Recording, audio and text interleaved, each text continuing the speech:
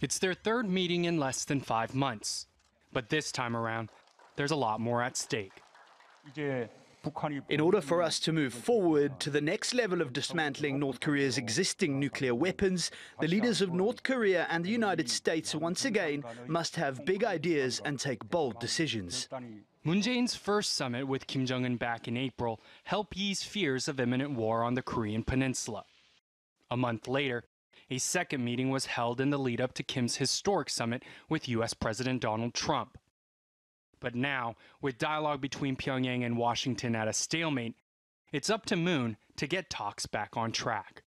From the disputes of denuclearization and bringing an end to the Korean War, Moon Jae-in will have to find engagement between the United States and North Korea and become a facilitator. North Korea is calling for a phased, reciprocated approach to denuclearization. It's also demanding security guarantees and a formal peace treaty to the end of the Korean War. The U.S., on the other hand, says North Korea has not been sincere in its denuclearization efforts. In fact, some North Korean watchers say Pyongyang is doing the opposite. This is not a case of North Korean denuclearization. Kim has actually been nuclearizing. He's probably built 5 to 10 nuclear weapons so far this year. He's surrendered nothing. So he's actually building up his nuclear force. Some would even argue that he's trying to get to 50 or so ICBMs so that he can thoroughly coerce the United States.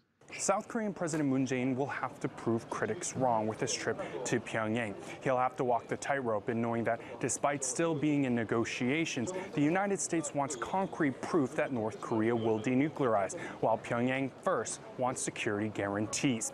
And Moon will have to do this between two countries that deeply distrust one another, a relationship where North Korea previously described the United States as its sworn enemy. Moon Jae-in's visit will be the first time in 11 years a South Korean president steps foot in Pyongyang.